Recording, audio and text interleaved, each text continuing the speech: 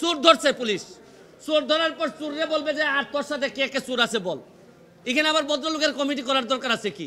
PSC হোক, TSC হোক, যত এসসি হোক না কেন, চোর যারে যারে বলবে এই জায়গায় পুলিশ যাবে।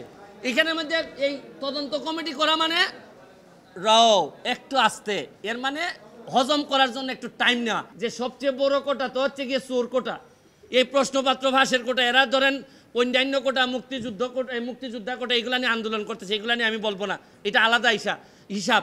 কিন্তু জানে না, এরা যদি জানতো যে সবচেয়ে বড় চোর দুর্নীতিবাজ কোটাটা হচ্ছে গিয়ে বাংলাদেশের বড় কোটা, এই কোটার বিরুদ্ধে আন্দোলন করলে সব জিনিস সুবিধা আমরা পাইতাম। প্রশ্নপত্র ফাঁসের সাথে পিএসসির দেখা যাচ্ছে যে উপসহকারী সহ এবং পিএসসির চেয়ারম্যানের গাড়ির ড্রাইভার সৈয়দ আবেদ আলী, তারা ধরা পড়েছেন।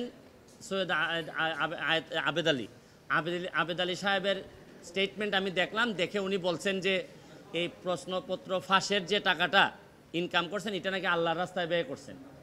মানে এর চেয়ে দুঃখজনক আর এর চেয়ে এরকম দেশ আমি পৃথিবীর কোথাও দেখি নাই যে 2 নম্বরের টাকা উনি সগৌরবে বলছেন যে এটা উনি আল্লাহর রাস্তায় খরচ করছেন। এটাও আমরা হয়তো ফান হিসাবে নিচ্ছি, কিন্তু আজকে যে কারণে আসছি, আমার কাছে মনে হয়েছে যদি একজন সংসদ সদস্য হিসাবে আমার বলার সুযোগ ছিল, যদি পার্লামেন্ট থাকতো।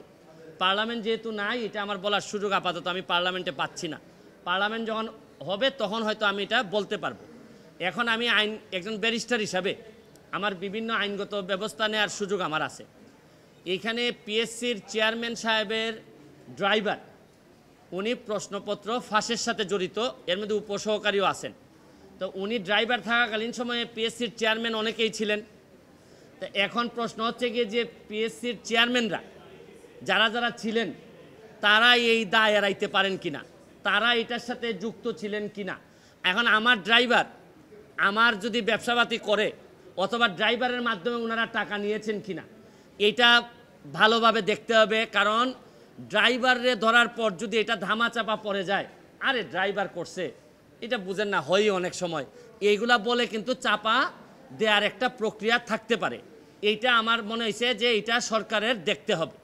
সেকেন্ড হচ্ছে কি, যে কারণে আমি মেইনলি আমার কাছে মনে হয়েছে যে এই প্রশ্নপত্র ফাঁসের কারণে সেই 33তম বিসিএস থেকে না 33তম বিসিএস থেকে 46 পর্যন্ত, এই পর্যন্ত উনার মাধ্যমে অনেকেই সরকারি চাকরি পেয়েছেন, বিসিএস কর্মকর্তা হয়েছেন এই প্রশ্নপত্র ফাঁস করার মধ্য দিয়া।